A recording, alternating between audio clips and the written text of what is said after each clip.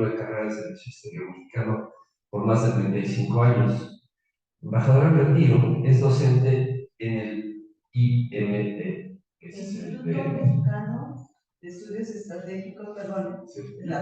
INESTE son las siglas, Instituto Mexicano de Estudios Estratégicos en Seguridad y Defensa Nacionales, que es el instituto de más alto nivel dentro del sistema educativo militar, que imparte el doctorado desde 2018 y apenas se ha titulado en la segunda figura. Ahora trabajamos con la tercera, la parte de la quinta. Gracias. Puedo seguir, llamamos generación de los Es licenciada en Relaciones Internacionales por la UNAM, egresada de la entonces ENE y el FES.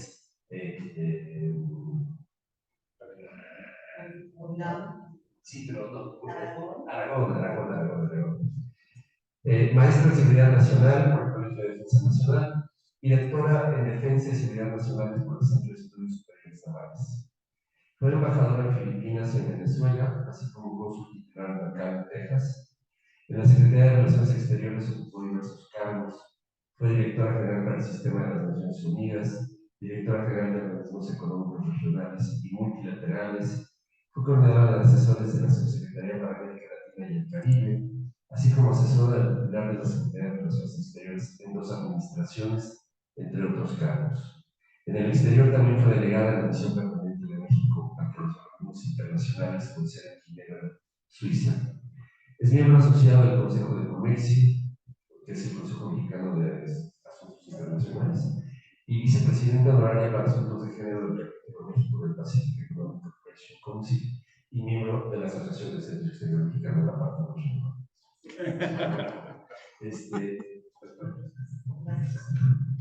Muy buenas tardes. Me da mucho gusto volver a esta casa común de los miembros del Servicio Exterior Mexicano y acoger con enorme beneplácito a José Joel Peña Llanes, a quien tengo el gusto de conocer desde hace unos meses. Y realmente es un gusto porque cuando nos conocimos, Joel formó parte de los presentadores de un libro que, por cierto, también es muy interesante, sobre la democracia en asedio, con 12 estudios de caso de América Latina y de Europa, y con una introducción muy generosa y que nos mueve mucho a la reflexión. Entonces, esa fue la oportunidad que tuve de encontrarme por primera vez con José Joel, y cuando tuvo la gentileza, tanto él como mi colega, el embajador David Nájera, de invitarme a esa presentación, pues con mucho gusto. Entonces, este también es uno de los más representativos actos que realizamos en el instituto.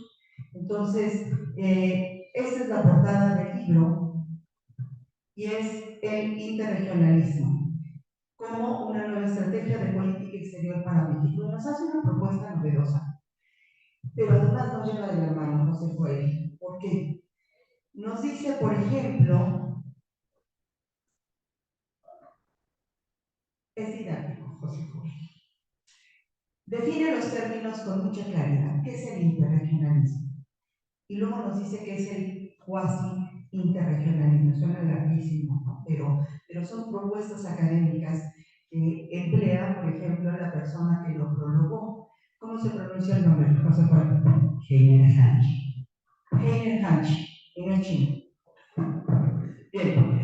Define los términos con claridad, nos ubica a los lectores en el contexto histórico, geográfico, teórico, nos proporciona todos los referentes necesarios para profundizar en las propuestas más pertinentes y sus autores. Y si alguien quiere tener alternativas con respecto a los términos que usa, ahí están.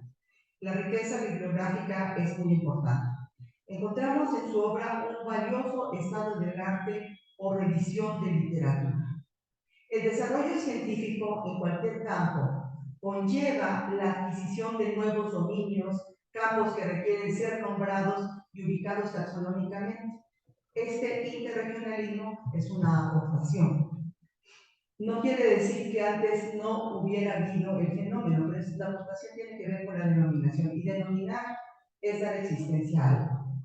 Esto ocurre también en el ámbito político y en otros. Nombrar, insisto, es reconocer la existencia de algo y darle personalidad o identidad. Jaime Handy, quien prolonga la obra del doctor José Peña Llanes, José Joel, hizo una tipología del interregionalismo, que se trata de las relaciones institucionalizadas entre dos regiones del mundo y el cuasi interregionalismo que involucra la relación de un Estado con otra región. Entonces, con base en las aportaciones del interregionalismo, pues hay una aportación importante de diversos autores, conceptos en los que se sustenta la propuesta del doctor Peña Llanes, insisto, es muy rica, para explorar posibilidades de derroteros geográficos más amplios para la política exterior de México, más allá de América del Norte, de nuestro continente, de Europa y Occidente. Y al ver la concurrencia hoy con grandes amigos, colegas de prácticamente toda la vida, pues viene muy a cuento esta cuestión del interregionalismo. La embajadora Dolores Jiménez, que está aquí, y yo fuimos pioneras en visitar un puerto cerrado en lo que era entonces la Unión Soviética, que es Vladivostok.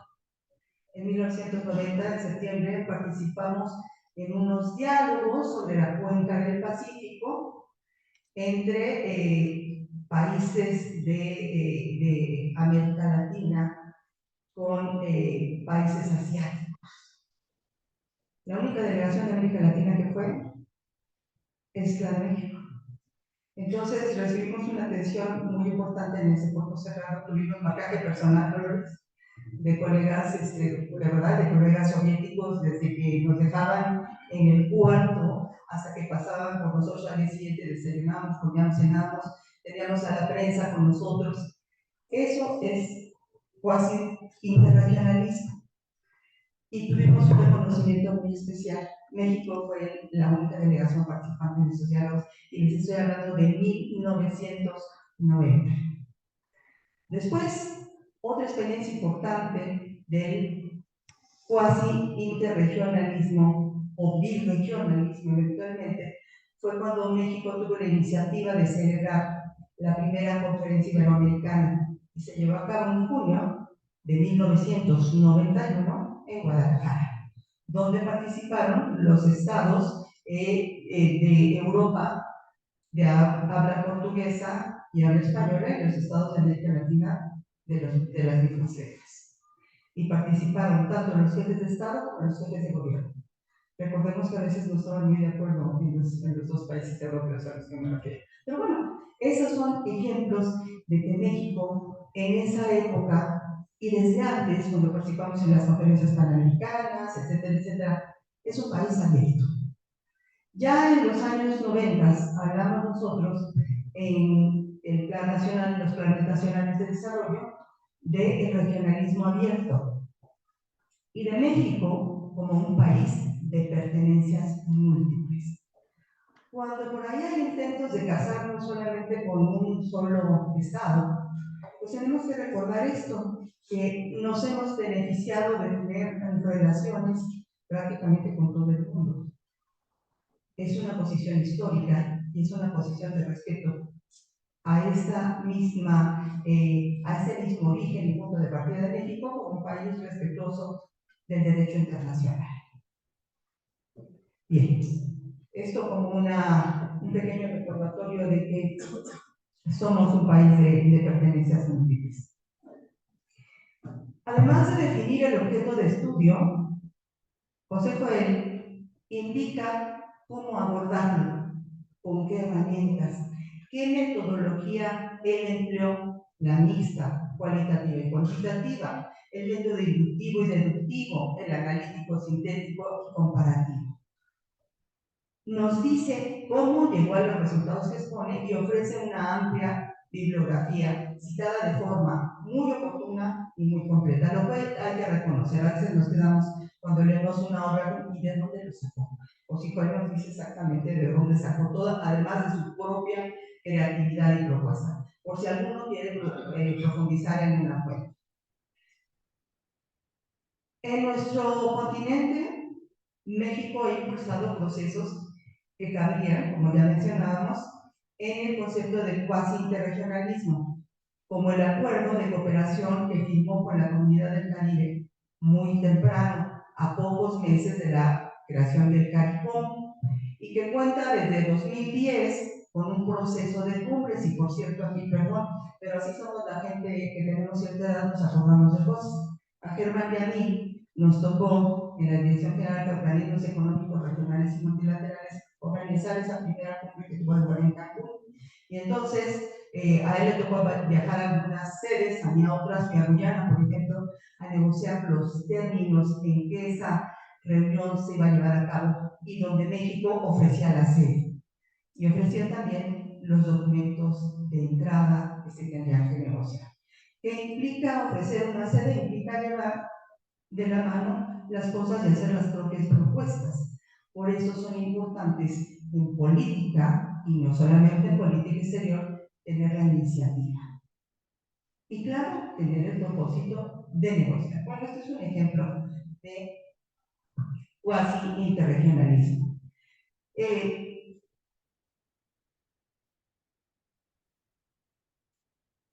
Aquí tengo otros recuerdos también, pero bueno, no vienen muy al caso. Por los medios tecnológicos con los que contábamos, muchas consultas las hacíamos a veces por teléfono, a veces por intercambios en internet y tal, para hacerlo lo más rápido posible.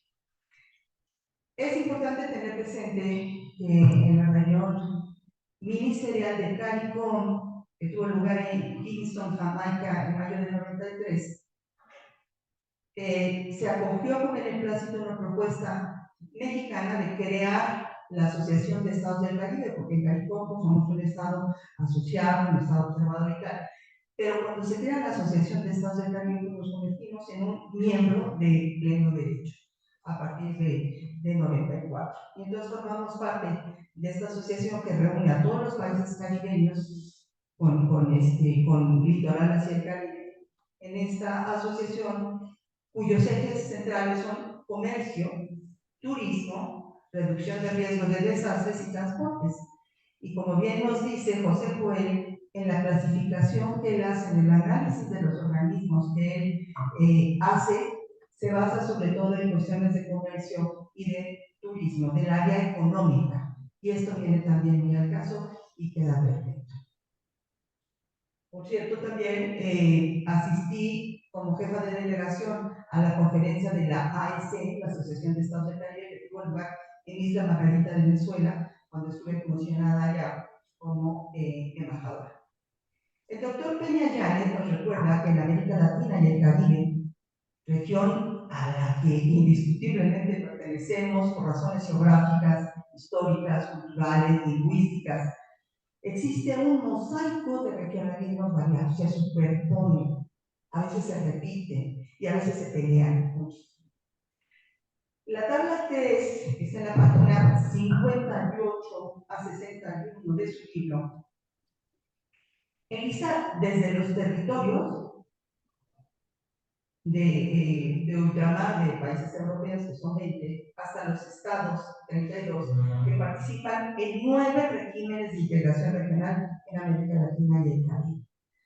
Las características de estos 9 regímenes son detalladas en la tabla 4, que analiza Joel. Se tratan estos 9 regímenes, como le llaman, no le llaman organismos de organizaciones, sino regímenes de la Comunidad Andina de Naciones, los ordena cronológicamente, la Comunidad del Caribe, la Asociación Latinoamericana de Integración, el Mercado Común del Sur, el Sistema de Integración Centroamericano, la Alianza Bolivariana para los Pueblos de Mesoamérica, o el Tratado de Comercio de los Pueblos, ALBA-PCP, la Unión de Naciones Suramericanas, la Comunidad de Estados de América Latina y el Caribe y la Alianza del Pacífico. De manera muy rápida, esta tabla muestra el año de firma del instrumento constituido, a partir del cual se constituyó el grupo de naciones, el número de miembros, la naturaleza jurídica, si es una organización internacional con o sin personalidad jurídica, si es un mecanismo de concertación, su propósito, cooperación, concertación, si es intergubernamental, el tipo de mecanismo de solución de controversias. Esa es la tabla de resumen. pero nos lo detalla en el texto, por lo cual es absolutamente necesario, si alguien quiere profundizar en estos menesteres, acudir al libro de José Coelho. Pero también identifica las etapas de este interregionalismo. Si es posliberal, pero también si es cerrado o abierto, se admiten nuevos miembros, con base en una clasificación, como decía, en etapas históricas, que propone una autora a la que él recurre mucho, que es Susan Gracious.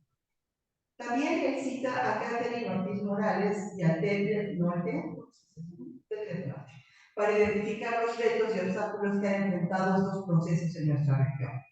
Debilidad institucional, y eso nos consta a todos los que hemos llevado organismos internacionales como parte de nuestras tareas en la Cancillería, ¿no? Lasitud en el cumplimiento de compromisos y problemas internos que limitan una proyección de poder mancomunada. Y aquí cita otra vez a Catherine Ortiz. Se trata la muestra de una región geográfica fragmentada políticamente, dice Norte. Las ideas nacionalistas sobre la defensa de la soberanía impide esfuerzos integracionistas y la cesión de prerrogativas a instancias supranacionales. Genera gestos unilaterales en detrimento del curso de la integración y hay conflictos interregionales. Los conflictos interregionales muchas veces son territoriales, que me queda a mí más cercano por mi última experiencia diplomática, pues es la cuestión del diferendo entre Guyana y Venezuela por la región del Essequibo, muy rica en recursos naturales, por ejemplo, ¿no? Al analizar cada iniciativa podemos contar con ayudas didácticas visuales en el libro, como los diagramas, para facilitar la comprensión de la organización institucional de cada uno de estas organizaciones, de cada uno de estos regímenes, para usar el lenguaje de Coelho, la LADI, CELAC, la Alianza del Pacífico, y hay una proliferación de agendas y de membresías. Hay un enemigo de estos esfuerzos conjuntos, que es la discontinuidad en las políticas nacionales que debieran ser de largo aliento y perseguir altas metas.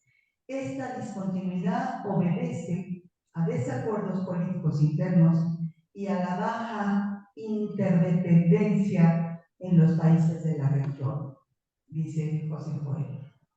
Cuando Germán y yo revisamos la cuestión del Caribe, por ejemplo, tuvimos varias reuniones con funcionarios de todos los países, ¿cierto? Y por ejemplo, ellos en vez de importar frutas y verduras de México, esas frutas y verduras de México no iban directamente porque no hay comunicación por barco, ¿no? Pero hay comunicación, se llevan esas frutas y verduras de México a través de Texas y luego van al Caribe. Entonces, esta cuestión de conectividad pues es muy precaria, ¿no? Por ejemplo, ¿no?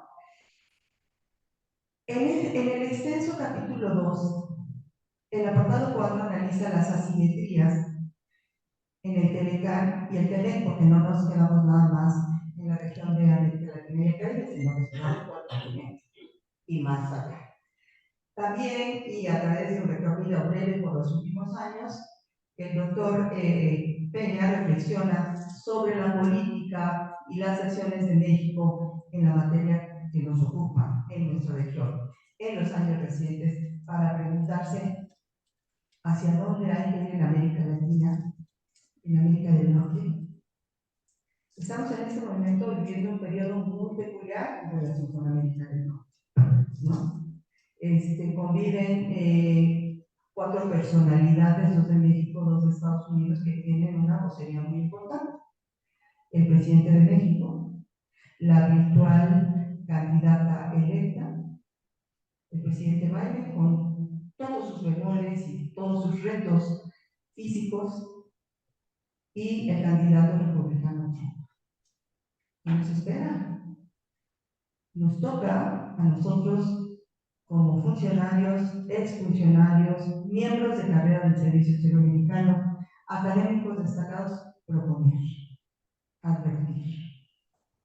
Esa es una tarea que no se puede olvidar y que no se puede rezagar. Y por eso felicito a David Nájera por estos diálogos, que además tiene otras propuestas también ahí muy interesantes. Entonces, sí es importante que los que tenemos toda una carrera, toda una investigación, una formación, tengamos el valor de decir, de proponer. Y es lo que hace este foro. Bien.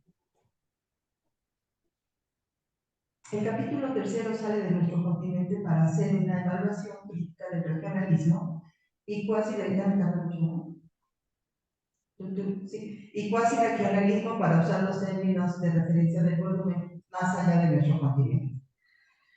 La tabla 11 con los descriptores de las columnas empleadas en la que yo cité antes, integración, régimen de integración, naturaleza jurídica, etc., analiza la Unión Europea, la Asociación de Estados del Sudeste Asiático, la Unión Africana, el Consejo de Cooperación con los Estados Árabes del Golfo. Examina los instrumentos jurídicos, la asociación estratégica, por ejemplo, de la Unión Europea con China, pero recordemos que también nosotros tenemos una asociación estratégica con la Unión Europea y que inicia no cuando se declara esa asociación, sino desde la negociación del Acuerdo General de 1997, cuya primera cláusula, recordaremos, no tiene que ver con comercio, sino tiene que ver con derechos humanos.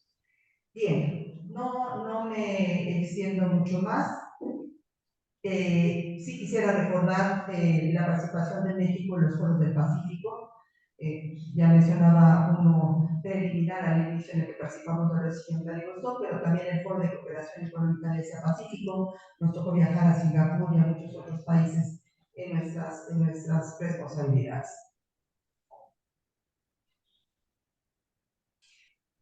Una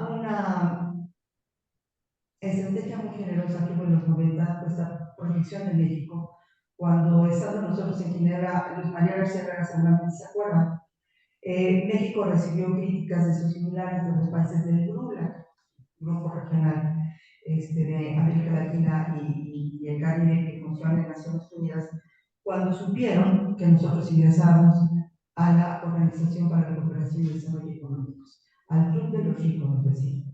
Y accedimos al Club de los Ricos en 1994. Esta es una forma de cuasi interregionalismo, muy temprana. Y fuimos criticados, y el siguiente país que accedió a la OCDE 16 años después. Por cierto, era uno de los críticos a que cuando quiso acceder a la OCDE, México le brindó todo su apoyo, no así fue. Pero lo mismo ocurrió también en el Pacífico, cuando fuimos el primer Estado latinoamericano miembro de la Asociación del Foro de Cooperación Económica para el Pacífico. Y bueno, esta es una tendencia que México ha seguido, y para finalizar, nada más quiero referir algo que en 1967 el papá de Juan Manuel Gómez Robledo, el embajador Don Antonio Gómez Robledo, un gran pensador diplomático mexicano, dijo al reconocer la posición geográfica de México, pero sobre todo geopolítica. México es un país que por su posición tiene las mejores relaciones al norte con Estados Unidos. De hecho, somos la frontera del mundo en desarrollo con el mundo desarrollado, la frontera terrestre mucho más amplia, ¿no? Y tenemos relaciones con América Latina, y tenemos relaciones con el Caribe, con Europa y con Asia. Con el país, con el grupo de países con el que deberíamos reforzar nuestra presencia, sin lugar a dudas, es con África. Y hemos estado encontrando afinidades, y por cierto, hay un memorándum de entendimiento cuasi interregional con los países del Golfo. O sea, que tener este volumen y actualizarnos y revisar también lo que hemos hecho y cómo hemos llegado al estadio en que nos encontramos. Nos toca todavía muchísimo por hacer. No debemos ni sentarnos en nuestros laureles, ni ir para atrás, ni para tomar impulso. Muchas gracias.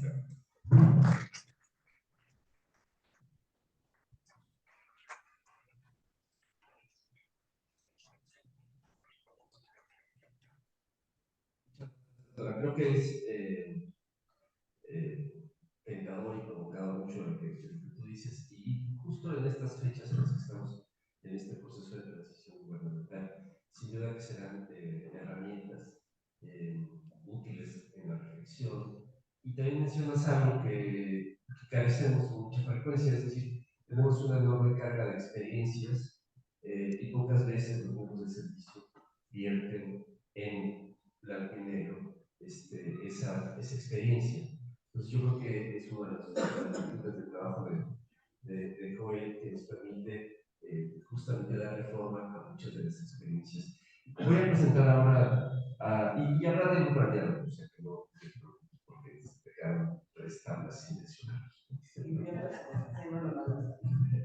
El embajador Germán Nacho Toledo, actualmente al frente de la Dirección General del Instituto Matías Romero, desde marzo de 2024, a cargo del Instituto. De octubre de 2022 a la fecha ha estado adscrito al Instituto.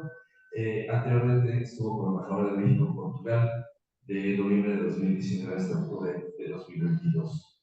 Antes de eso, estuvo como jefe de misión adjunto a la Embajada de México en Austria, Eslovaquia y Eslovenia, y representante permanente alterno de los organismos internacionales con sede en Viena, que son como 5.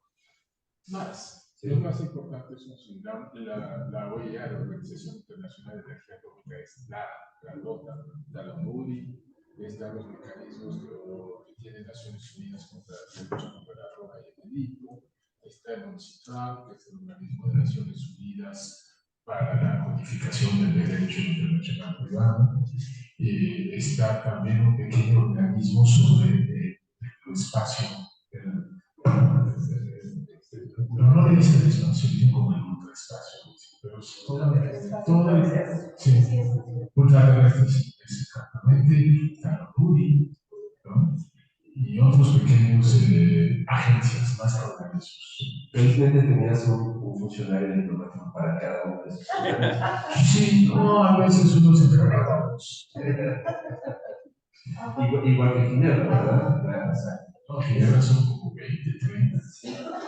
Eso habría que también en algún momento plasmar la capacidad de multiplicación de los miembros del servicio exterior. Igual de otros países, seguramente, pero la diferencia, y perdón por lo comercial, pero es que esta multiplicidad de temas que tienen que abordar nuestros diplomáticos en el exterior lo hacen casi siempre con gran calidad. Y ese sí es. Igual es cuando la misma carga de chamba a colegas de otros países, pero no estoy tan seguro de la misma eficiencia en otros casos. ¿No? Bueno, pueden ustedes adivinar, por supuesto, que Germán es un diplomático de carrera de servicio exterior, embajador desde septiembre de 2017. Es economista e internacionalista de formación. El embajador Shetland fue director general adjunto para relaciones económicas bilaterales y antes como director de organizaciones económicas multilaterales y regionales de la Secretaría de Relaciones. Previamente se desempeñó como representante de la Organización Mundial del Comercio y la OTAN en la misión permanente ante las organizaciones internacionales en Ginebra. Ha servido en varias embajadas de México del extranjero, incluyendo representante adjunto ante las instituciones de la Unión Europea en Bruselas, representante adjunto ante la OTAN en París y encargado de negocios de la Embajada de México en Brasil. Y voy a decir una cosa, que es parte de lo comercial, que es la asociación está desarrollando un programa de mentoría con jóvenes mujeres aspirantes en estados de servicio exterior. Es un programa que acabamos de empezar hace unas cuantas semanas. Las 4 mentoras, que son 3 embajadoras y una alta funcionaria, fueron alumnas de Germán en la universidad. Y ahora embajadoras, o sea que no tiene mal. Adelante, Germán. Sí, muchas gracias. Bueno, gracias a todos ustedes por estar aquí presentes. Intentaré ser breve. Quisiera comenzar primero pues, por felicitar a Joel Peña por el excelente libro que nos regala sobre un tema que pues, siempre es actual en la realidad latinoamericana y mexicana, que es el tema de la integración regional, el interregionalismo, el cuasi interregionalismo, que no conocía yo ese término. No creo que sea nuevo, creo que ya venía desde antes, pero bueno, acuñes ese nuevo concepto y hace un excelente trabajo sobre estos temas y se pregunta, Joel, cómo el interregionalismo puede ser una alternativa para México para diversificar sus relaciones. Y él parte del hecho de la realidad que todo el mundo todos estos procesos o propuestas de integración regional en América Latina, pues han fracasado. Han fracasado y el problema de esto es que siguen habiendo iniciativas, pero no desaparecen, ¿no? Como ya Elvira mencionó ahí, pues comenzamos con la GANI, ¿no? Hace más de 50 años, y se transformó en la GANI, no, perdón, comenzamos con la GANI, y luego se transformó en la GANI, y ahí está la GANI, no ha desaparecido, ¿no?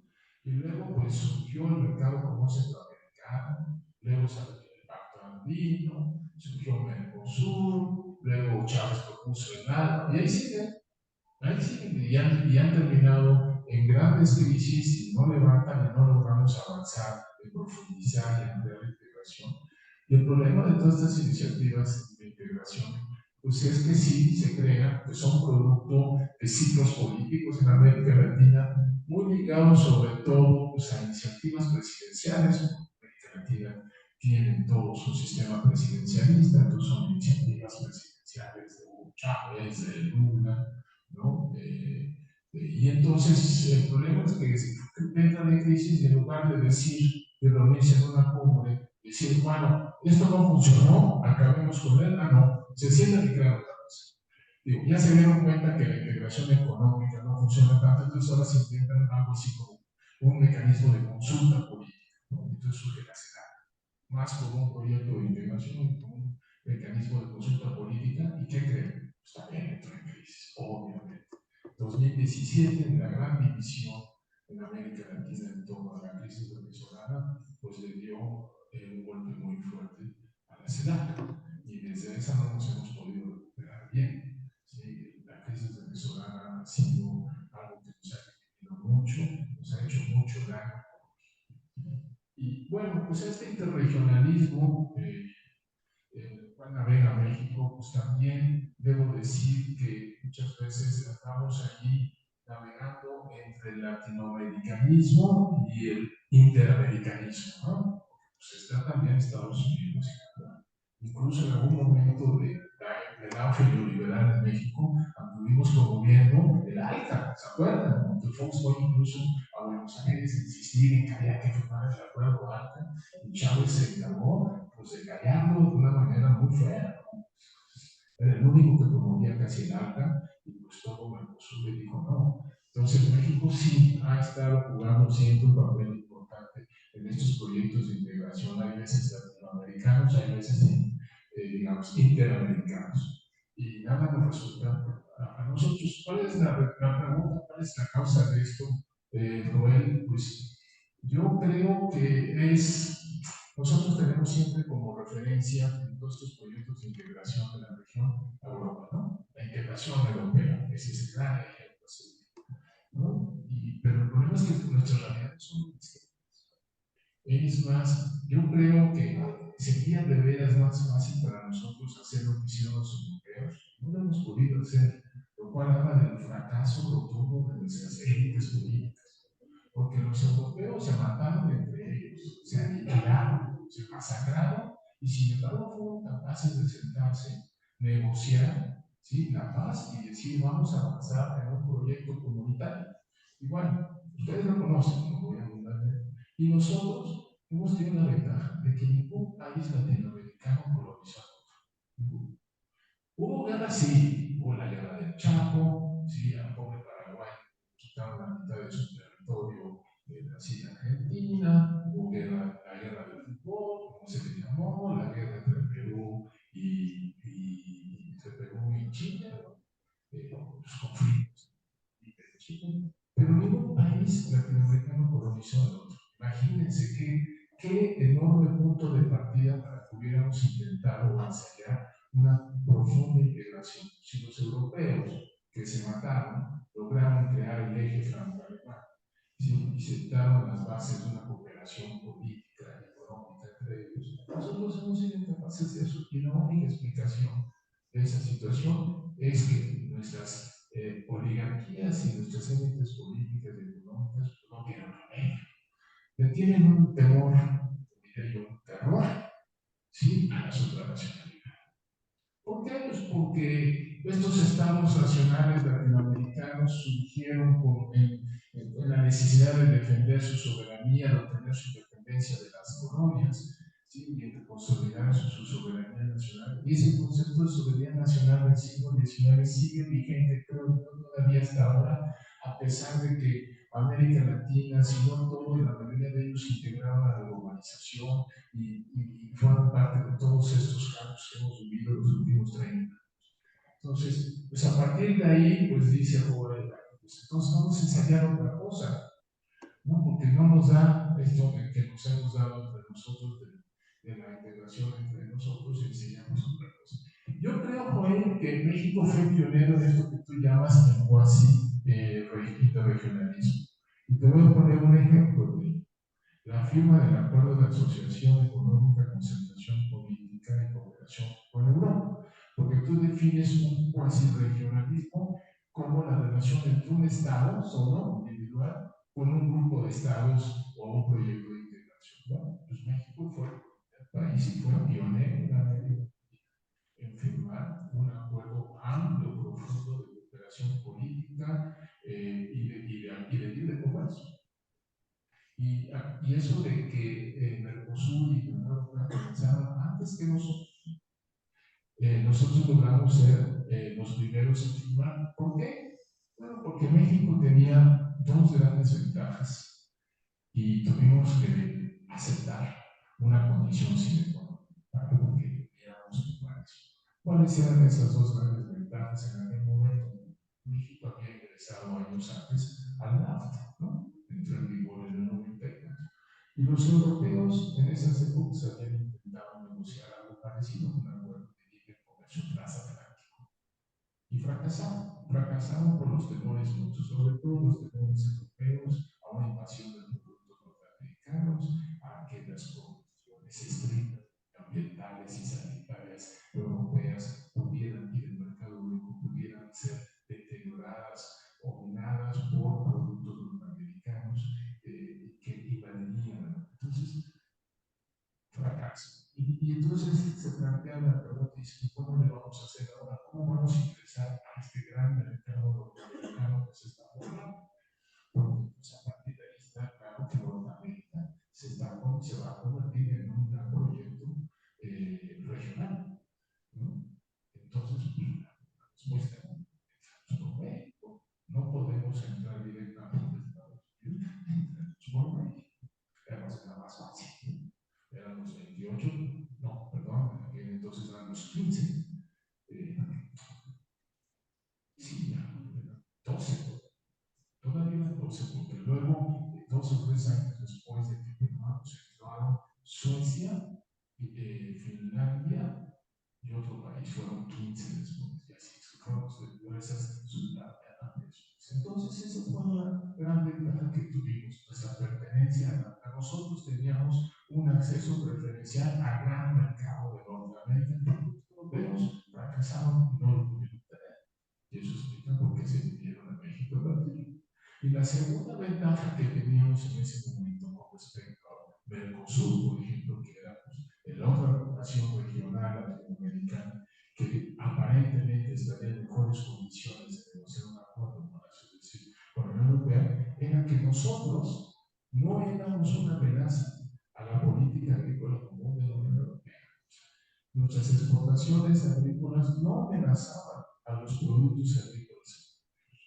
Porque si lo hubieran hecho, como era el caso de Argentina y de Brasil, que son verdaderos guerreros del mundo, y a lo cual pues, los agricultores franceses pues dijeron no, o sea, Mercosur nos va a ayudar de carne, de soya, de trigo, de todo. Y en el caso de México no, porque la mayor parte de nuestras exportaciones pues eran también frutas y verduras, ¿no? Y esa fue la segunda ventaja que nosotros tuvimos. ¿Y cuál fue la condición que tuvimos que aceptar de ellos para poder firmarlo? Es la cláusula esencial, la del respeto a los derechos humanos y a los principios democráticos. Si no hubiéramos aceptado eso, los europeos nos dijeron, no va a haber acuerdo de libre comercio. Y lo aceptamos.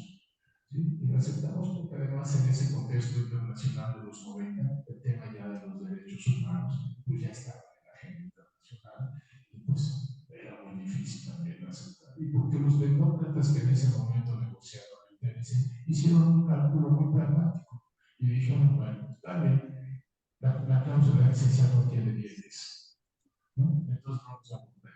O sea, todo el mecanismo de aplicación en caso de una violación a los derechos humanos era muy complicado. Y además era muy difícil pensar que el Estado mexicano iba a hacer una violación masiva a los derechos humanos. Y la Unión Europea nunca había aplicado la cláusula de excepción. Y lo aceptamos y fuimos entonces pioneros en este acuerdo cuasi regional con la Unión Europea. Bueno, y entonces la pregunta, y Joven lo dice, bueno, ¿y ahora qué hay que hacer para que podamos clasificarnos más? Pues resulta que como pasan los años, en el TV, pues México es ahora el principal socio comercial de Estados Unidos. Y yo me pregunto, Joven, si de veras en realidad puede haber una diversificación comercial en México con otras regiones o con otros proyectos de integración. Y yo lo veo muy difícil, a menos que hablemos de una diversificación en el margen. Es decir, el acuerdo, por ejemplo, que la Unión Europea nos permitió un aumento de nuestra relación comercial bilateral, pero que comparada a las relaciones comerciales con Estados Unidos sigue siendo menor. A lo mejor nos permitió disminuir unos porcentuales de nuestra dependencia de Estados Unidos. Hoy en día, con el TME, el 85% de nuestras exportaciones van hacia allá. Nuestras importaciones están un poquito más diversificadas, pero bueno, el dato de hoy que la otra vez daba la canciller en una entrevista es que cada minuto estamos exportando 1.5 millones de dólares a Estados Unidos. ¿Sí? O es el intercambio entre los dos países. Es el intercambio. O sea, estamos hablando de una balanza comercial de más de 750.000 millones de dólares. ¿Cómo vamos a diversificarnos ahí? Tú planteas la necesidad de que la modernización del acuerdo con la Unión Europea se complete ya su firma. La terminamos de negociar en 2020, hoy es 2024 y no se ha podido firmar por razones diversas que no vienen al caso aquí mencionar. Creo que las dos partes fueron de que no se firmaron. Pero incluso te diría que hoy en día el ambiente a nivel mundial y sobre todo en Europa respecto del libre comercio ya cambió mucho. Ya esa idea de libre comercio que nosotros vimos en la época de la hiperglobalización de finales del siglo XX, o todavía la primera década del siglo XXI, llegó a su fin, porque después de todo lo que ha pasado, la crisis financiera de 2008-2009, el fracaso de la ronda roja, porque todo el movimiento de globalización puso las alarmas sobre las consecuencias del libre comercio, sobre el cambio, sobre el clima, sobre el medio ambiente, las consecuencias de esa crisis en Europa y en Estados Unidos. O sea, me voy a poner la lengua, pero yo tenía toda la razón cuando dijo que la globalización benefició no a las clases medias americanas, benefició a cuáles, a las clases medias asiáticas. China fue el gran triunfador estratégico de la globalización, y es verdad, Trump tenía razón en ese sentido. Entonces, hablar de comercio no es nada fácil. ¿Sí? Entonces, va a ser, creo yo, se pueda firmar pronto ese acuerdo, pero estamos viendo, por ejemplo, en el caso de Mercosur, cómo los agricultores europeos están diciendo no queremos libre comercio. Muchos sectores en Europa ya no se tragan la píldora del libre comercio. O sea, el escenario geopolítico y geoeconómico cambió radicalmente desde hace unos 4 o 5 años. ¿Sí? México sí cree en el libre comercio porque, bueno, pues México se catapultó a la globalización a través del libre comercio, pero en verdad que también el libre comercio no permitió que todos subieran a bordo del barco de la globalización, ¿no? Y la prueba está en lo que sucedió en los años recientes, que ganó un proyecto y un movimiento político, ¿sí?, que se alejaba de toda esa idea neoliberal, ¿sí?, y que planteaba la necesidad de una mayor justicia social y de atender a aquellos que quedaban atrás, ¿no? Y que, como dice Naciones Unidas, no vale behind, pues es que quedaron millones de mexicanos Entonces, diversificarnos a través de la relación en Asia con estos proyectos de integración o a través de la Unión Europea, yo lo estoy viendo difícil. Incluso me decían por ahí hace poco que las cuotas previstas para algunos productos mexicanos en el actual acuerdo de libre comercio ni siquiera las podemos cumplir. Ni siquiera las podemos cumplir. ¿Por qué? Pues porque les resulta más fácil exportar todo el aguacate y todas las verduras y legumbres a Estados Unidos que exportar hacia Europa. No solo la economía, es más costoso los lentes, sino además hay que traducir todo pues, a cada idioma, ¿no? Entonces, quienes hemos tenido la oportunidad de trabajar allá, ¿sabes? Compramos un producto o un medicamento y viene traducido por lo menos en 5 o 6 idiomas, ¿no? Entonces, hasta este tipo de cosas les resulta difícil a nuestros productores. ¿Qué necesidad? Como diría, no, conocido. Si yo tengo aquí un mercado enorme al cual tengo acceso preferencial, no me cuesta nada, lo subo al tren, al Nasdaq y me llega ya a Houston, a Los Ángeles en 24 horas o en los trailers. Entonces, ahí la dificultad entonces de poder pensar que México va a integrarse. Miren, yo no soy muy pro-norteamericano, para nada. Es más, en época estudiantil, como todo buen estudiante de la UNAM, era antigringo, ¿no? Pero pues bueno, uno madura con edad. Y hoy me doy cuenta que el lugar de México, el presente y el futuro de México está en Norteamérica. No hay que ver cómo nos entendemos con los norteamericanos. ¿No? El problema es que tenemos muchas ventajas de estar al lado de ellos. Yo les decía a los portugueses, ya quisieran tener un kilómetro de frontera para exportarles a Estados Unidos, ¿no? Y nosotros tenemos 3,000 Lo bueno que también pues hay muchas cuestiones muy difíciles con ellos, el tráfico ilegal de armas, todo el tema de las drogas, que es una medicina gigantesca que se consume toda la droga del mundo que nos llega acá. Entonces hay que llegar a un arreglo ahí para tratar de ir resolviendo su tema de inmigración, que es ahorita, ¿no? Y tenemos, bueno, próximamente la elección de los Estados Unidos que nos va a afectar. Y si gana Trump, pues bueno, pónganse los cinturones. Es más, yo diría que la elección de los Estados Unidos afecta tanto a los norteamericanos como al resto del mundo y a México igual, por lo que deberíamos tener derecho de votar en esas elecciones. Sí, pues para tener incidencia, porque nos va a pegar muy duro cualquier cosa que suceda ahí a partir de noviembre, ¿no?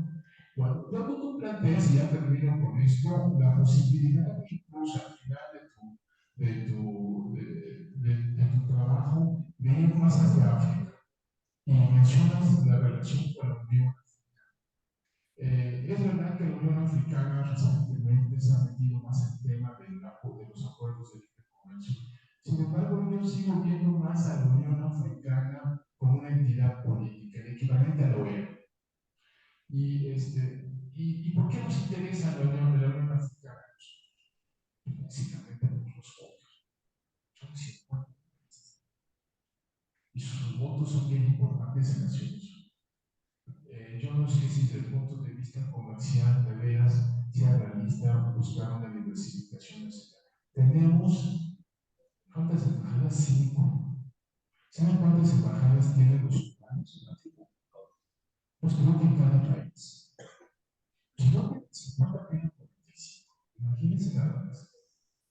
Me tocó ir alguna vez a promover el apoyo a México para el Consejo de Seguridad en el 2001, ¿se acuerdan? Cuando hicimos una jugada muy fea en República Dominicana y acompañé a quien considero ha sido uno de mis mentores, al licenciado Rubino Venezuela. Y teníamos que ir a Zambia, porque ahí estaba la reunión de los ministros de Relaciones Exteriores de la OUA y pues, no tenemos embajada en Zambia. ¿Quiénes nos ayudaron ahí para la logística y todo? Los cubanos tienen muy buena diplomacia y tienen muy buenas relaciones con África, pero no son económicas, son políticas, porque ellos saben muy bien la importancia que tiene. Entonces, pues si queremos votos para nuestros candidatos, pues tenemos que desarrollar y suscitar un buen programa de cooperación financiera con África, pero pues, con la escasez de recursos y con esta austeridad que tenemos y que va a haber, ya nos anunciaron que va a haber una consolidación fiscal, pues no veo cómo podamos desarrollar un programa de cooperación con África, en donde podamos sentarnos con ellos y convencerles, sí, no, ya no, pero pues ya sabes, ahí te va a ir la gana, ¿no? Y pues bueno, los cubanos les ayudaron a los abuelos, a los africanos, los brasileños también, los brasileños van a tener así unas 15 toneladas o más.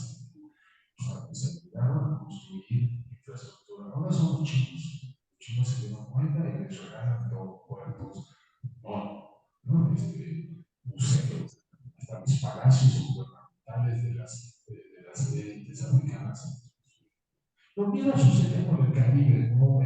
Erendina, ¿por qué queríamos al Caribe? Bueno, decimos, esta es nuestra tercera frontera, pero realísticamente, desde el punto de vista de integración comercial, ¿es viable? Pues no, es bien complicado. Sí, pues sí, para poder viajar a Trinidad y Tobago tenemos que ir a Panamá, bueno, porque no da, desde un punto de vista comercial, tener buenos negocios. ¿Cuántos son los de CARICOM? No, son 15 países los de CARICOM. Si le añades República Dominicana, Cuba, pues ya son cuántos votos para un candidato, ¿no? Y eso lo hemos padecido. Entonces, ¿y qué se puede hacer ahí? Pues tener un programa de cooperación muy fuerte. Brasil le construyó aeropuerto y puerto a República Dominicana. El día que llegó la elección para la OMC, ¿sí? Entre el candidato mexicano Río Blanco y Araújo de Brasil, ¿sí? En la primera ronda votaron todos los caribeños por nosotros. En la segunda ronda también. Y en la tercera ronda también. Y hubo un acuerdo de Río Blanco a Bruselas a buscar el apoyo de la Unión Europea. Y entonces me tocó hablar con él y le dije, ¿cómo andas de apoyo? Ya nos apoyaron todos los del Caribe. ¿Tenemos el apoyo seguro? Sí, sí. Pues no, lo que pasa es que ya cuando quedó él con Arauz, pues ¿por quién se decidieron? Pues por el candidato brasileño, pues porque Brasil les había construido no sé cuántas cosas a estos países y además abrió bajadas hasta en Santa Lucía. Nosotros después abrimos una. Claro, las embajadas que abrió Lula en aquella época era rentar un cuarto de hotel en una de estas islas y allí le ponía la bandera y esa era la embajada y el consulado y la oficina comercial, ¿no? Y lo veía y era un funcionario, pero tenía una ahí nosotros, ¿no? Entonces, realistamente yo creo que solamente podemos diversificarnos o buscar una diversificación hacia estas regiones como África, como el Caribe, pensando en un programa más de cooperación. Lo que estamos haciendo en Sudamérica no está mal, yo creo que está bien, ¿sí? Lo que pasa es que necesitamos, eso implica muchos recursos. ¿De dónde los vamos a sacar? Desde el punto de vista de integración comercial, yo creo que estamos condenados para bien, para mal, a estar en Norteamérica. Y hoy en día estamos viendo las oportunidades que se nos abren. Se habla ahora de esto que se llama el nearshoring o el friendshoring, que es otra de las oportunidades de oro que se abren a México y que ojalá la podamos aprovechar. Hay otras oportunidades que las perdimos, ¿se acuerdan? El boom petrolero, ¿se acuerdan? Y que quisimos ser, como López Portillo, quisimos ser potencia intermedia en Centroamérica y terminamos siendo potencia. No, era potencia media, ¿no? Íbamos a ser potencia media en Centroamérica y terminamos siendo media potencia, cuando se nos cayó los precios del petróleo. En fin, bueno, con eso termino. Gracias.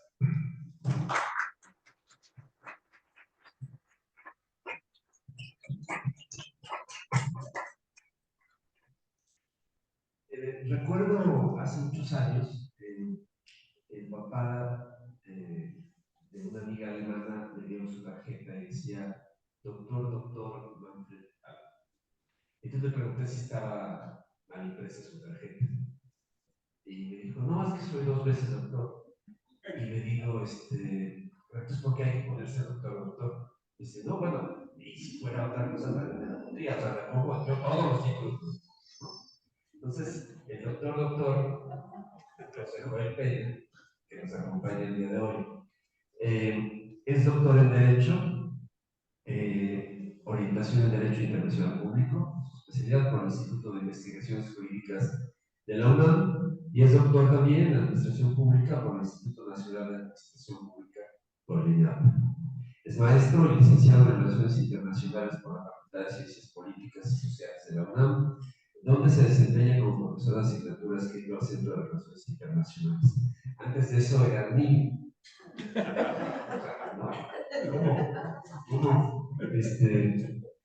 Candidato a investigador nacional por el Consejo Nacional de Unidades, Ciencias y Tecnologías, asociado al Instituto de Política y Gobernanza, AC, asociado al Consejo Mexicano de Asuntos Internacionales y miembro de su unidad de análisis y reflexión, Europa Plus.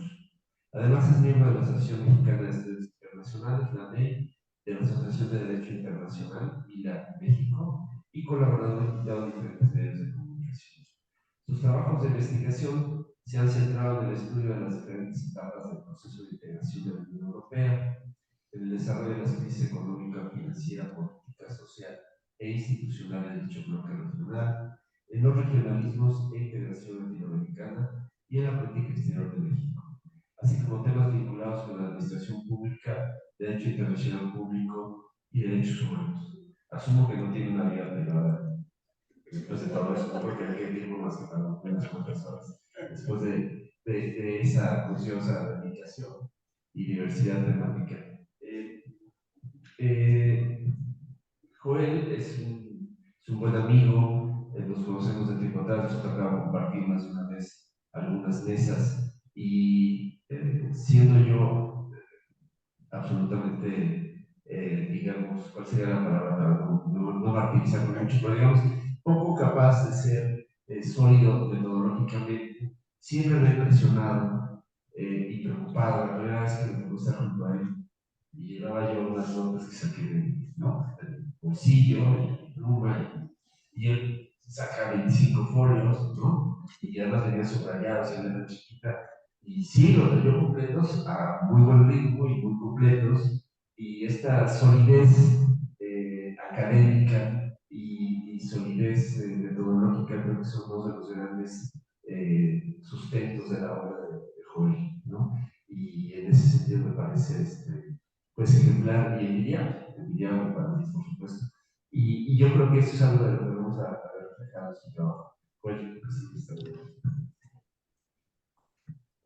Bueno, pues, con esta introducción me quedo sin palabras. La verdad es que estoy muy emocionado. Muy buenas tardes a todas y a todos ustedes. Y pues desde luego, agradecerles que el viernes, quincena, inicio de vacaciones, temporada de lluvias, pues estén aquí con nosotros en esta presentación. Para mí es un gran honor estar aquí en la Asociación del Servicio Exterior Mexicano para presentar esta obra y pues agradecerle de manera muy profunda a cada una y a cada uno de ustedes por su acompañamiento. Desde luego un agradecimiento muy especial a la embajadora Erika Paz y a los embajadores David Nájera y Germán Ashington por haber aceptado comentar esta obra para abrir las puertas de la asociación, no solo a mí, sino también a mi familia, a mi mamá, a mi papá, a mi hermano, a mi sobrino que están aquí, que bueno, que son bien, muchas gracias. ¿Ustedes? Proyecto.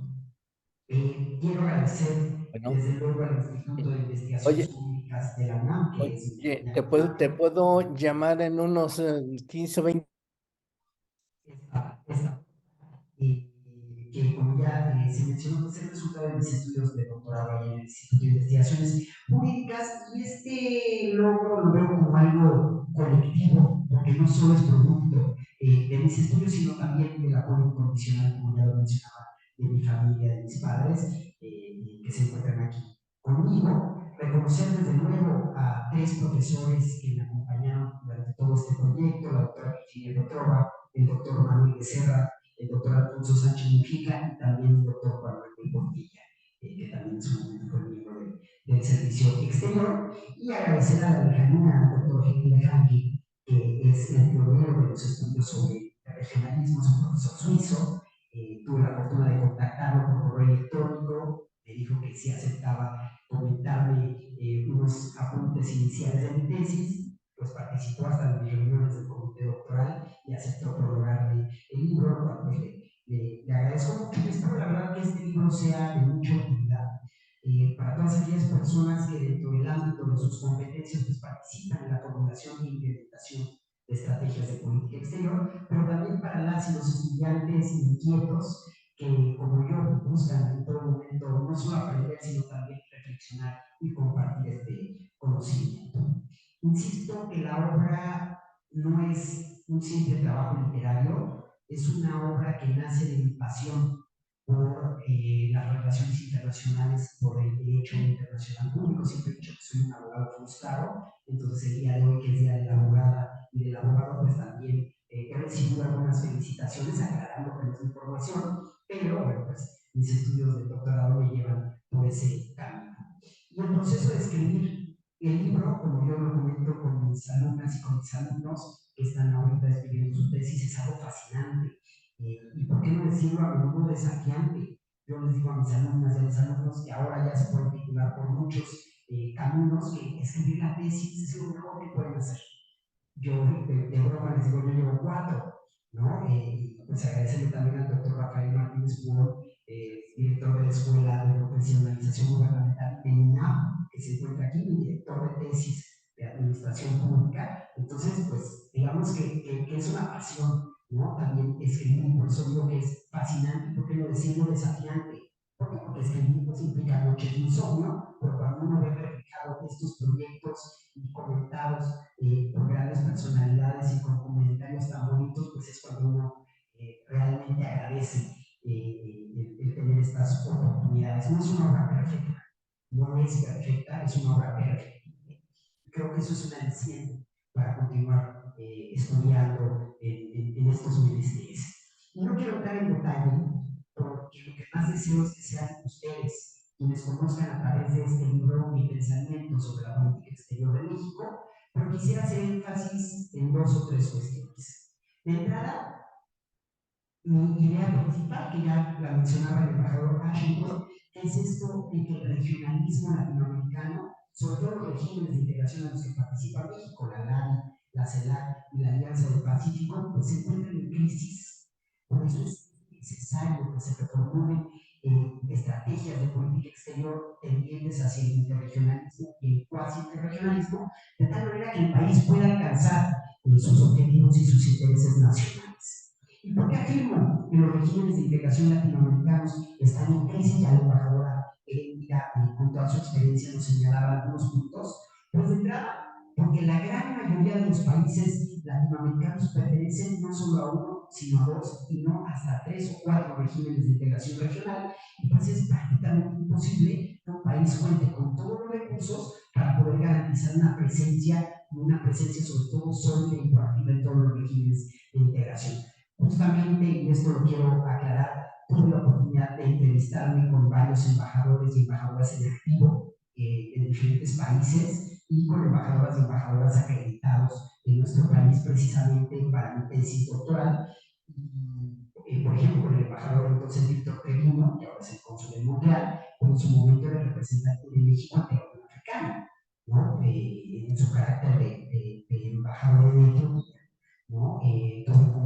Con José Salas, también me entrevisté con el embajador en Bruselas, tuve la oportunidad de visitarlo para hablar sobre la modernización del acuerdo global, y pues todos ellos me dijeron de una u otra manera que efectivamente hace falta una representación de México en el exterior. México tiene 7 embajadas en África, como ya lo decían, cuando Brasil tiene más de 20 y Cuba tiene más de 30. ¿No? Entonces ahí es donde hace falta, yo creo que poner mucha atención. La falta de personalidad política de algunos regímenes de integración es muy importante, porque eso les resta capacidad de acción como actores en las relaciones internacionales, y esto que ha provocado pues que muchos países busquen alternativas en otros lugares. El Mercosur quería precisamente establecer una relación interregional con la Unión Europea a través de una firma, un acuerdo estratégico, el cual no se ha llevado a cabo, y que acaba de pasar apenas estos días en la reunión del Mercosur, a la cual no asistió, por ejemplo, el presidente Milei por los problemas que tiene con el presidente Lula, pues que Paraguay y Uruguay dijeron ya hay que voltear a China. Y esa es una relación cuasi interregional, de un régimen de integración formal, como es el Mercosur, con un solo país, que en este caso sería China. Y la Alianza del Pacífico, a pesar de ser un esfuerzo de integración que tiene un fin netamente económico, pues no ha logrado aumentar el comercio interregional y por lo tanto tampoco el crecimiento económico y el aumento de la competitividad de las economías que forman parte de ese régimen. Y esto porque no goza de personalidad jurídica propia, no puede firmar tratados internacionales. ¿Qué pasa si lo quiere hacer? Cada país miembro tiene que suscribir un acuerdo bilateral para posteriormente que eso ocurra en el ámbito del régimen de integración, que es lo que pasa con Singapur, que es el primer país asociado formalmente a la Alianza del Pacífico. Y todos estos argumentos se podrían utilizar para referirse a la integración latinoamericana en general y a la caribeña, desde luego. ¿Por qué? Porque a pesar de que la mayoría de los países participan en múltiples iniciativas de integración, la superposición de estos regímenes ha resultado en una fragmentación más que en una unión. Y no es privativo de América Latina, del Caribe, pasa en África. Yo en mi libro hago referencia a los diferentes esquemas de integración africanos, que son 7, pero la Unión Africana es el único, digamos, que tiene un alcance continental, porque integra a los 55 países africanos. Muchos de los esfuerzos de integración regional latinoamericanos, como ya lo decía el embajador Ashington, pues datan del siglo XX, de mediados incluso del siglo XX, y no han logrado adaptarse a las exigencias contemporáneas, lo que limita su eficacia y su capacidad de respuesta. Un claro ejemplo, la UNASUR, que está prácticamente desaparecida. El edificio de la UNASUR que está en Quito, pues está vacío y es un edificio primoroso. Un obstáculo significativo es la falta de atención de algunos gobiernos, especialmente de aquellos con economías más fuertes, hacia los regímenes de integración latinoamericanos. ¿Por qué México no voltea hacia América Latina y por qué Brasil está volteando hacia Asia Pacífico, hacia China o ahora hacia Rusia? No en balde forma parte de los BRICS. Asimismo, observamos que se priorizan relaciones bilaterales con potencias fuera de la región, lo que debilita la voluntad política necesaria para fortalecer los esquemas de integración regional aquí en América Latina.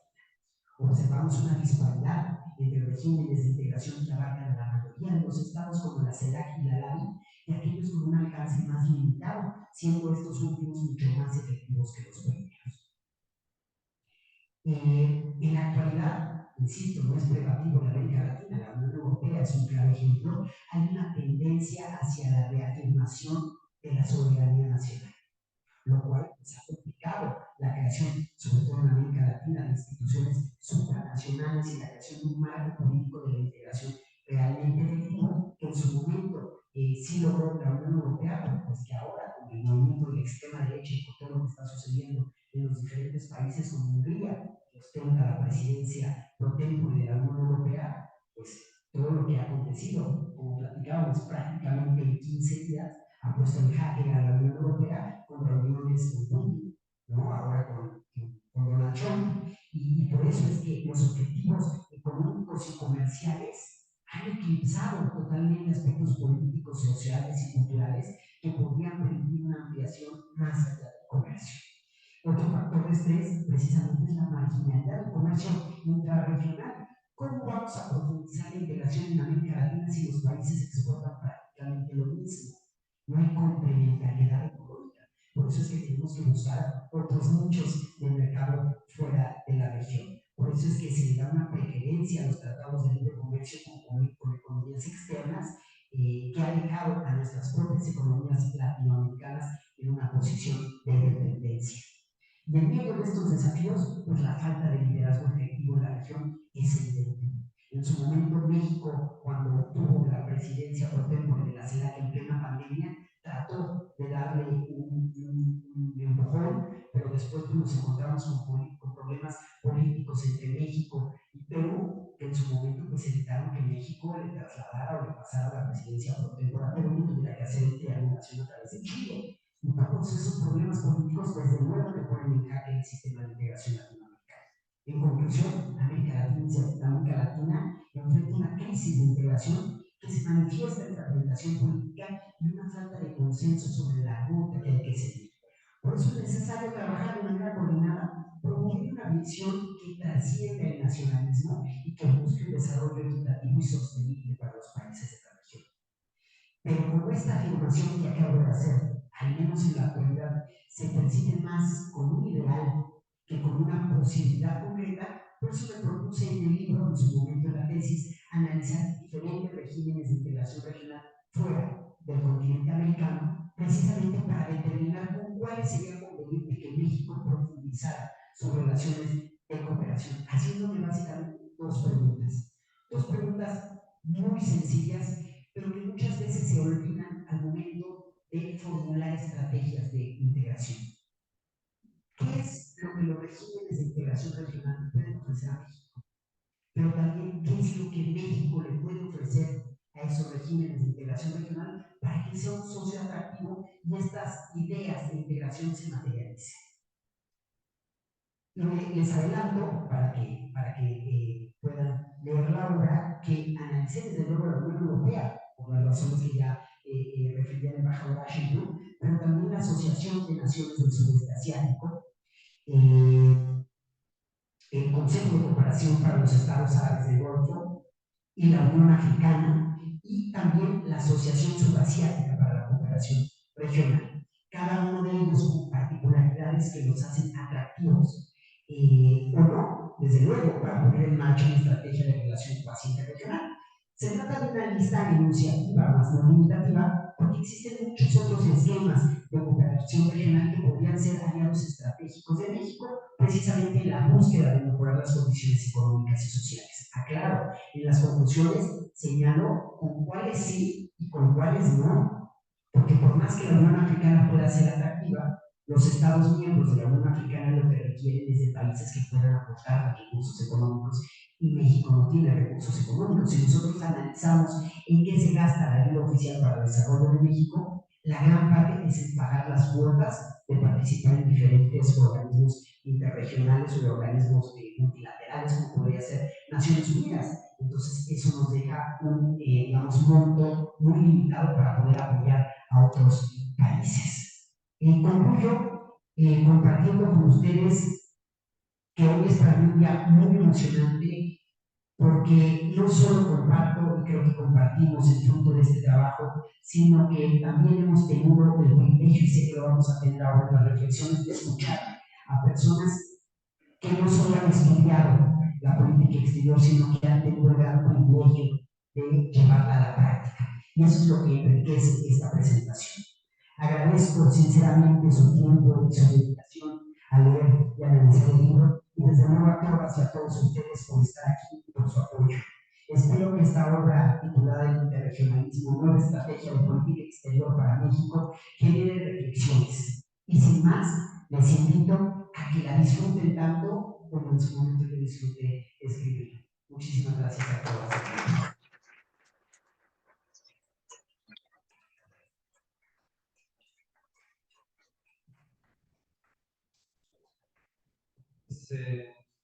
Felicidades otra vez, doctor, por esta obra y el esfuerzo y el trabajo de generarla. Y en un momento, como mencionaba yo hace un rato, pues muy importante porque el relevo de titulares en la Cancillería y sobre todo el relevo de la presidencia siempre da oportunidad para traer nuevas ideas, nuevas propuestas, y creo que es muy oportuno.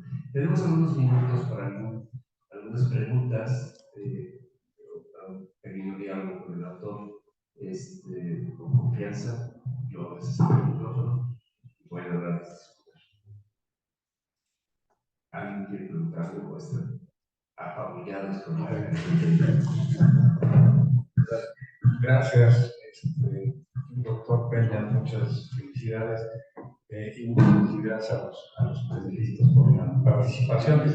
Yo digo, de lo que acabo de escuchar, me queda una reflexión que los esquemas de integración, a veces son integración económica, a veces persiguen otros fines, pero los más exitosos, creo yo, son los que tienen objetivos muy específicos. Y siempre pongo este ejemplo. La Unión Europea empezó con el carbón y el acero. Punto. No más. Y ese fue el arranque de su éxito. Además de que la situación era muy diferente en aquella época que ahora. Pero, ¿qué opina usted acerca de hacer una revisión de objetivos de tantos esquemas de integración, incluso evaluar la pertenencia? Porque la pertenencia, aunque aparezca que no ha sido exitosa o que nos dejó los beneficios que quisiéramos, pues digo, hay un conocimiento y una inversión de recursos políticos cuando se practica. Su opinión, por favor. ¿Habría alguna otra pregunta para sumarnos a esta ronda? Gracias, buenas noches, doctor Peña.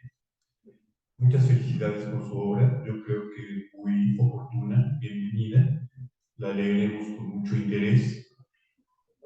A mí me causa mucha inquietud el análisis que usted hace con respecto al interregionalismo vis a vis la formalidad de estos regímenes que usted menciona.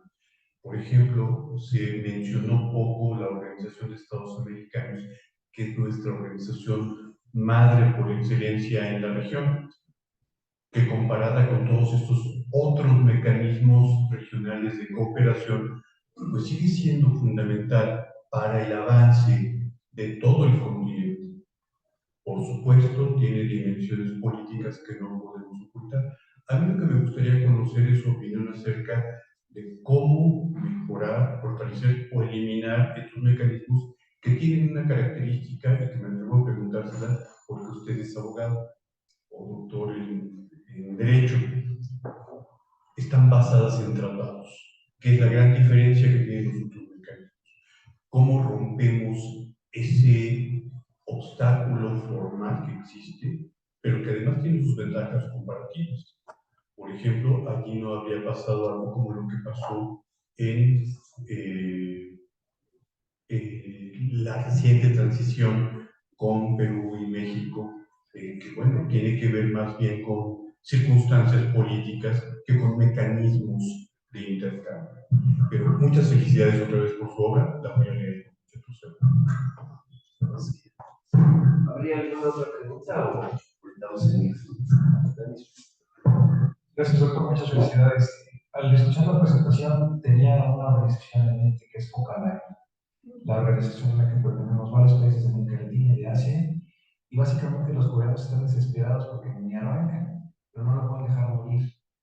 Y los japoneses envían un primer secretario a las negociaciones, el resto de países van porque por él les pagan. O sea, es una cosa ha faltado voluntad política, el mecanismo es idóneo cuando uno promueve la integración por los mercados asiáticos y latinoamericanos, pues ahí está la mesa, ¿no? Ahí está un germen de cómo poder funcionar dos regiones que conociéndose mejor podrían tener comercio, pero creo que su libro da pie para reflexionar cómo deberían morir las organizaciones que ya no funcionan o que son esqueletos. Quizás en un esfuerzo futuro, un pensamiento colectivo sobre esto podría ser de mucha utilidad en la Cancillería mexicana. Felicidades nuevamente.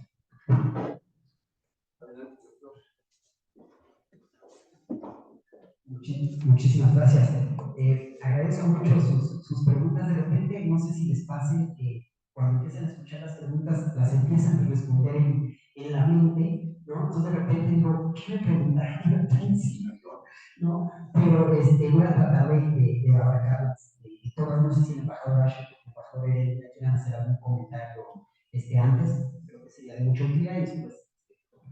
Bueno, la pregunta sobre cuál sería, entre comillas, el carbón y el acero latinoamericano que permitiría, como en el caso de sentarse y llegar a un acuerdo de un manejo, digamos, comunitario de un producto o un bien.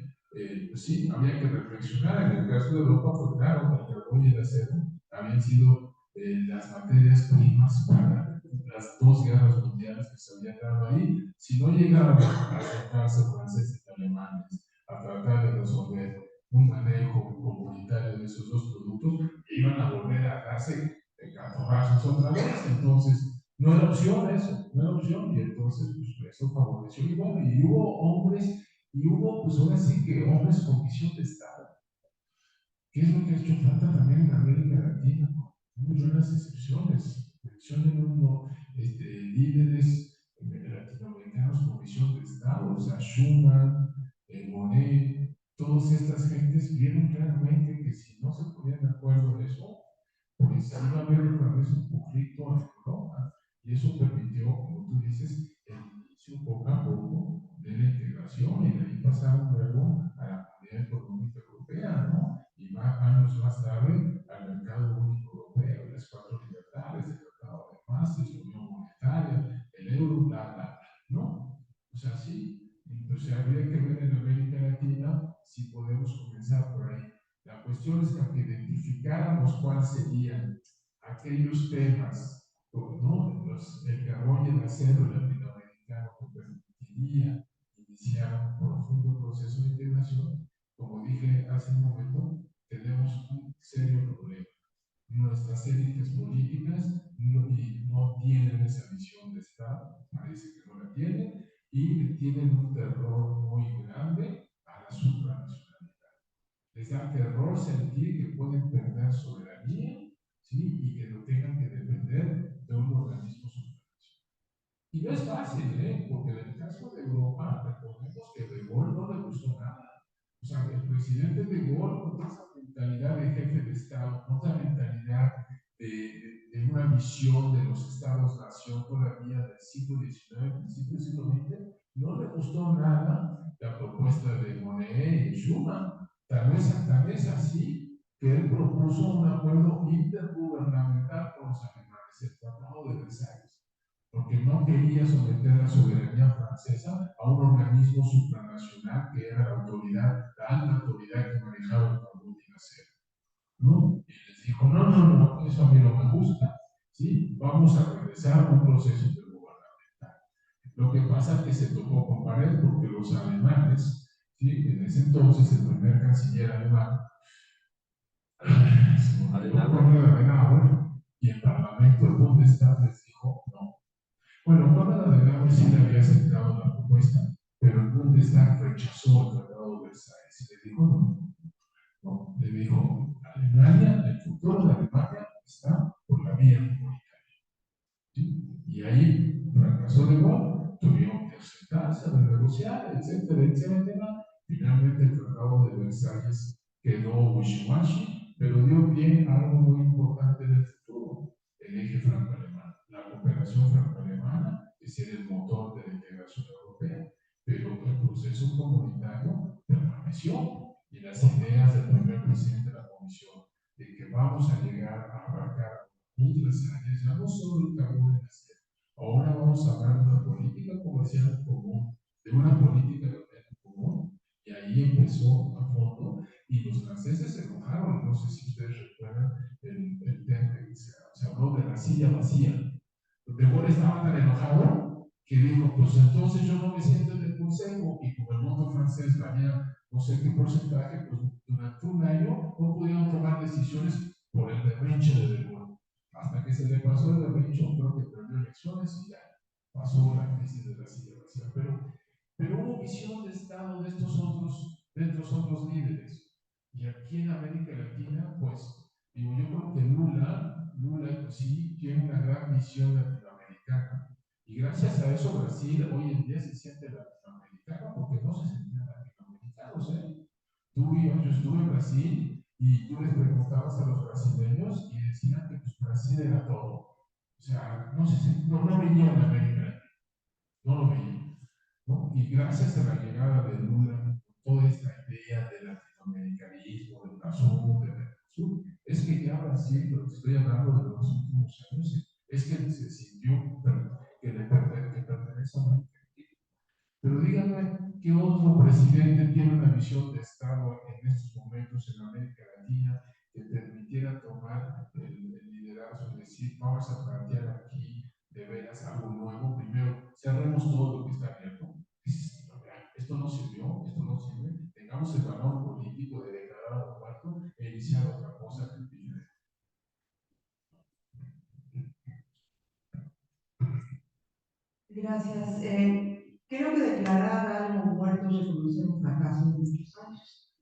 más bien son sustituidos los organismos por otros. El caso de la ALAI, por ejemplo, ¿no?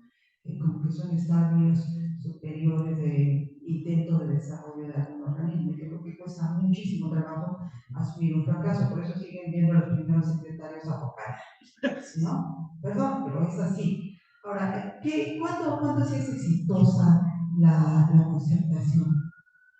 Cuando hay objetivos comunes. No tiene nada que ver con el trabajo del doctor José Joel Peña, porque él se enfoca en los aspectos económico-comerciales, por eso la OEA no viene al caso, ¿no? Sobre todo en esto.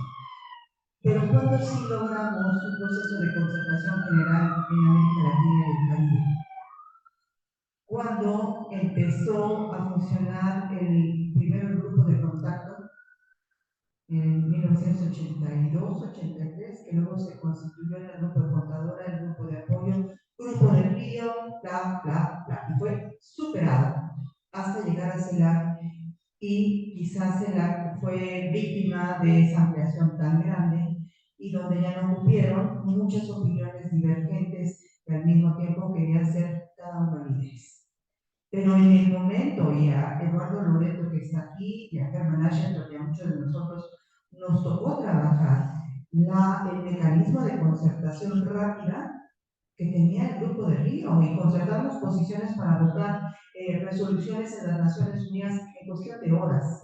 La Secretaría Protempore tenía la obligación de consultar a todos, y había el mecanismo de no objeción. Quien no objetaba asumía que si a las 3 de la tarde no había hecho yo no voy, estaba dentro, y votábamos en conjunto. Entonces, ¿cuándo sí se dan, cuándo sí se logra esto? Cuando hay objetivos comunes y cuando hay claridad en el mandato. Cuando deja de haber claridad, hay suspicacia y hay desconfianza, y aquello no funciona. Gracias. Perfecto, bueno, pues agradezco mucho los comentarios, y yo agregaría, lamentablemente antes, bueno, afortunadamente antes eran objetivos comunes. Ahora, ¿qué es lo que une enemigos comunes? ¿Sí? Vemos a una Unión Europea que de repente está un poco dispersa, pero empieza la guerra de agresión de Rusia contra Ucrania, y todos empiezan a votar a favor de aceptar personas ucranianas, se activa la directiva que exacto, un enemigo común, ¿no? Y ese es el problema, ¿no? Que en vez de tener objetivos comunes, de objetivos comunes hay enemigos comunes, y hay países como Estados Unidos que se fabrican sus propios enemigos, ¿no? Eso también es algo muy interesante. En el caso de la OEA, es un organismo fascinante. ¿Cuál es el problema? Estados Unidos, ¿no? Por eso es que hay quienes han abogado por una creación de una organización similar a la OEA, exclusivamente latinoamericana y caribeña, pero está la CELAC, pero pues no puede asumir las mismas funciones. Y si nosotros analizamos la OEA, ¿qué es lo más importante de la OEA desde mi perspectiva? Es el sistema interamericano de derechos humanos, ¿no? ¿Y qué pasa con la Corte Interamericana? ¿Qué países no aceptan la competencia contenciosa de la Corte Interamericana? ¿No? Entonces, ahí es donde vemos esos problemas. En cuanto al tema de los regímenes de integración regional que funcionan mejor con tratados o sin tratados, esto es muy fascinante. La Unión Europea, y ustedes lo saben mejor que yo, funciona por el derecho, avanza por el derecho. Si no viene un instrumento público vinculante, no hay, ¿no? Y la Unión Europea es muy legalista, ¿no? Hay quienes ahora dirían leguleya, ¿no? Pero es muy legalista. ¿Por qué no entró en vigor en su momento el acuerdo de concertación política, el acuerdo global? En su momento firmó en el 97 y entró en vigor en el 2000.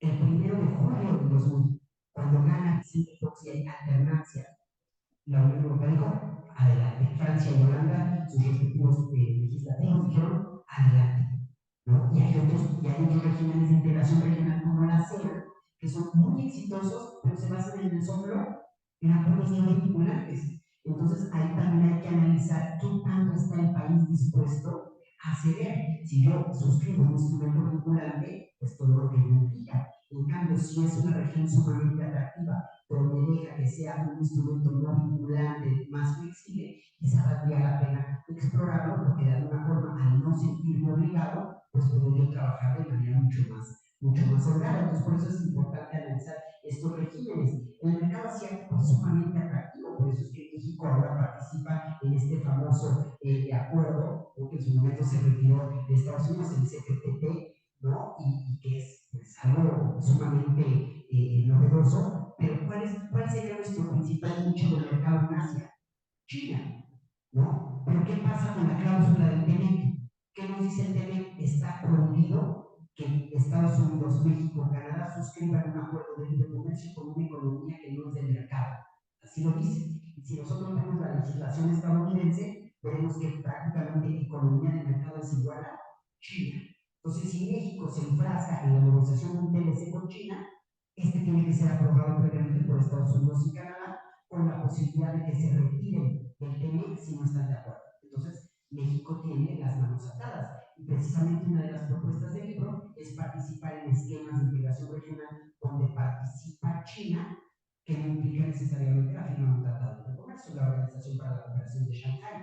Por ejemplo, yo no la analizo de manera expresa, pero en las conclusiones de un listado de otras organizaciones que sería más factible establecer una relación cuasi interregional con beneficios no tangibles. Y por ejemplo, el Consejo de Cooperación para los Estados Árabes del Golfo. No es necesario establecer una relación cuasi interregional en todas las materias. Nos podemos enfocar, por eso es que yo decía, ¿qué le puede ofrecer ese régimen a México? ¿Y qué es lo que le puede ofrecer el régimen o México a ese régimen? Me entrevisté con el embajador de México en Arabia Saudita y me dijo, lo energético, ¿no? O sea, ¿qué más que la experiencia de los países del Golfo Arábigo nos pueden transmitir conocimiento en materia energética? Y ellos recursos económicos no nos van a pedir. No creo que lo necesiten. Por eso es que, precisamente, claro, y por eso es una de las propuestas como anexo, es un memorándum de entendimiento específico en materia energética, ¿no? Tenemos que salir a buscar más allá de nuestra región latinoamericana, y lo aclaro. En ningún momento digo que tenemos que olvidarnos de América Latina. Es imposible. Así como no podemos olvidarnos de Estados Unidos.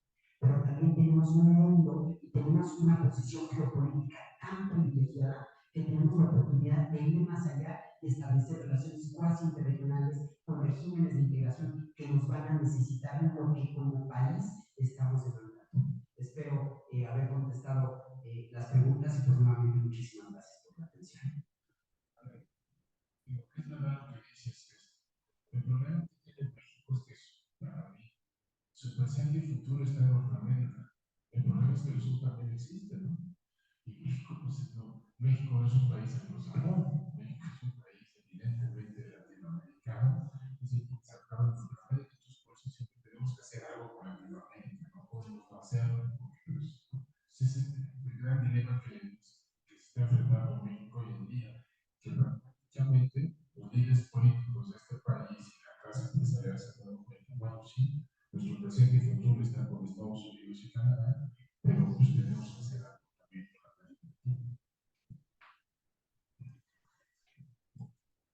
Pues, si no hubiese alguna otra pregunta o comentario, yo reiteraría mi agradecimiento. Quería dejar dos apuntes, y bueno, ya con lo que acaba de mencionar Germán.